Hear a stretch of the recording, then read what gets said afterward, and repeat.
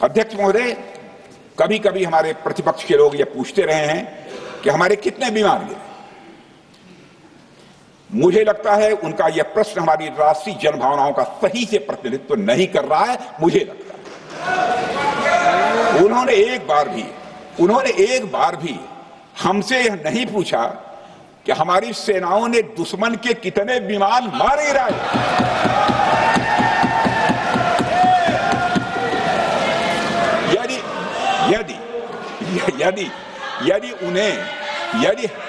यदि उन्हें प्रश्न पूछना ही है अध्यक्ष महोदय, तो उनका प्रश्न यह होना चाहिए, क्या भारत ने आतंकवादी ठिकानों को तबाह किया? तो उसका उत्तर है हाँ।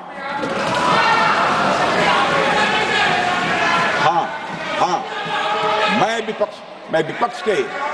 विपक्ष के सम्मानित साथियों से कहना चाहता हूं कि आपको प्रश्न पूछना है तो यह प्रश्न पूछिए, क्या ऑपरेशन सिंदूर सफल रहा?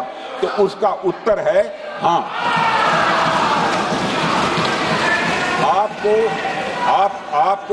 आपको प्रश्न पूछना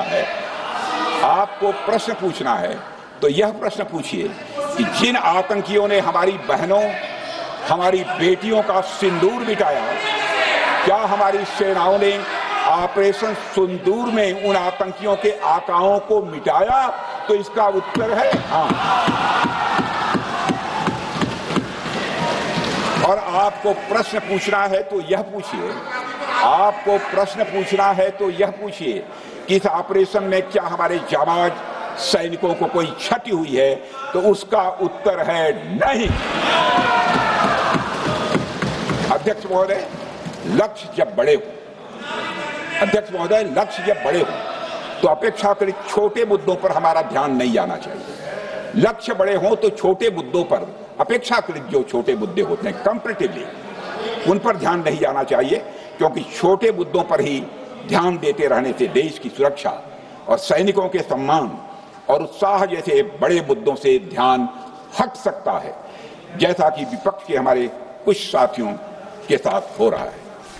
अब चूंकि विपक्ष के मित्र ऑपरेशन सिंदूर को लेकर उचित प्रश्न नहीं पूछ पा रहे हैं, तो उन्हें मैं क्या बताऊं अध्यक्ष महोदय।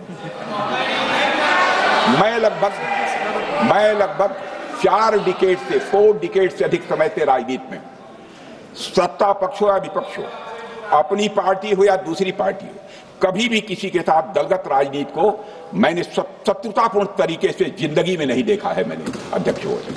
इसलिए आज अगर विपक्ष प्रश्न पूछने में असफल है, मैं विपक्ष को उनके इस काम में थोड़ी सी मदद करना चाहता हूं।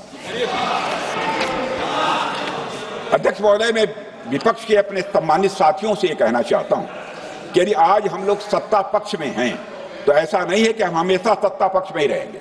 यह आवश्यक नहीं है, किसी के लिए आवश्यक नहीं। एक लंबा समय हमने विपक्ष का काम किया है, एक लंबा समय हमने सरकारों से सवाल पूछने में लगाया है।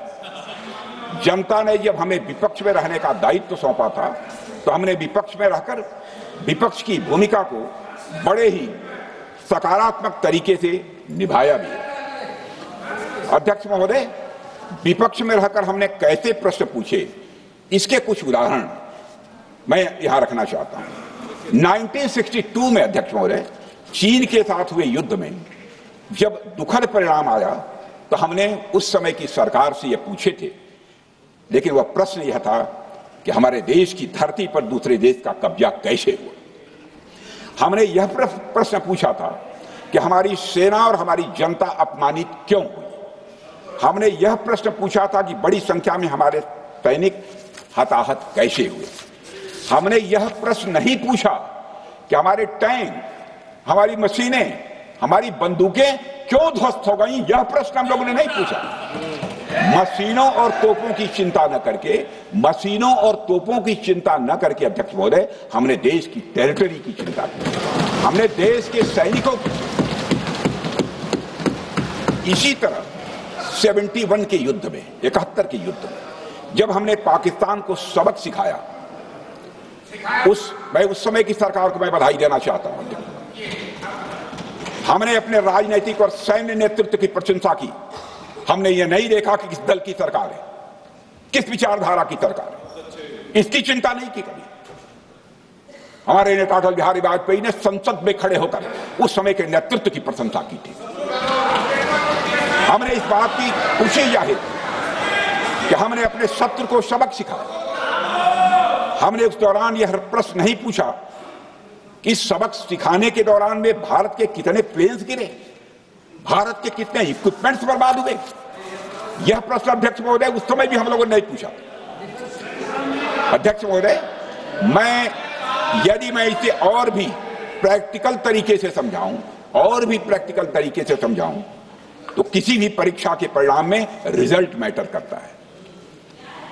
यदि किसी परीक्षा में कोई बच्चा अच्छे मार्क्स लेकर आ रहा है तो हमारे लिए उसके मार्क्स मैटर करने चाहिए। हमें इस बात का ध्यान नहीं रखना चाहिए कि एग्जाम के दौरान उसकी पेंसिल टूट गई थी या उसकी पेन खो गई।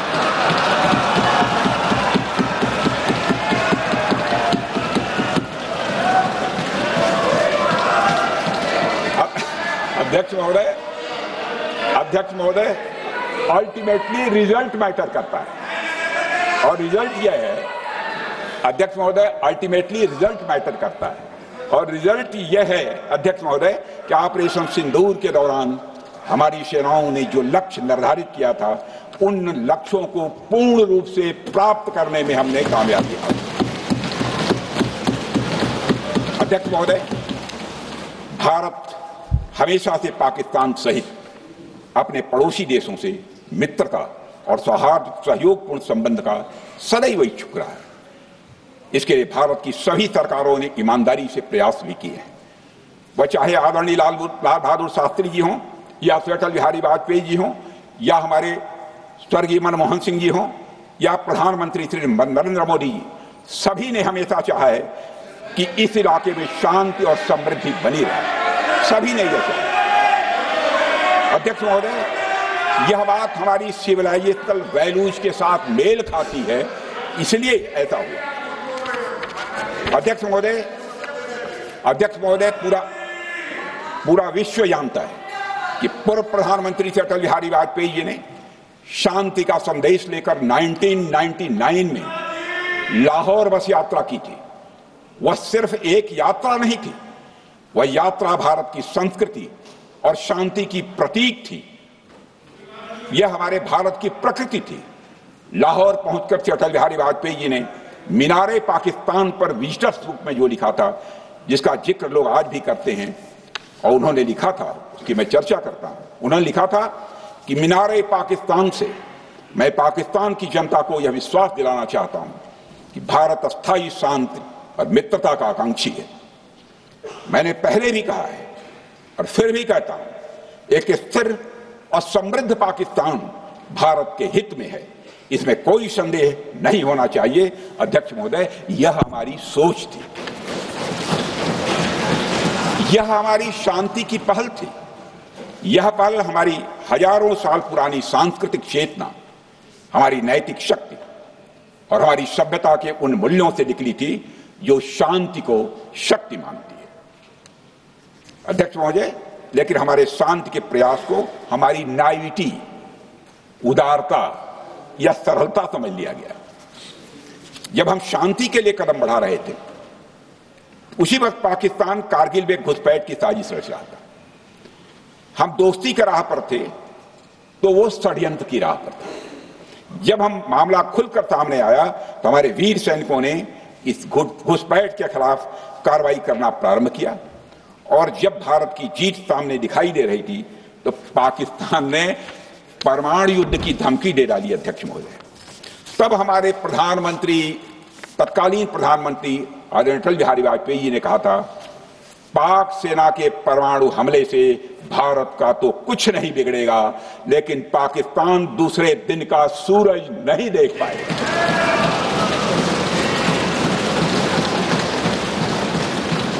यानी अटल जी जो शांति का पैगाम लेकर गए, वही अटल जी शक्ति का भी परिचय देने में तनिक भी नहीं हिचके। यही है भारत। अध्यक्ष महोदय, यह सामर्थ्य का उद्घोष था। यह एक स्पष्ट संदेश था कि भारत शांति चाहता है, लेकिन अगर कोई हमारी संप्रभुता को चुनौती देगा तो उसका जवाब भी उतनी ही दृढ़ता से दिया जाएगा।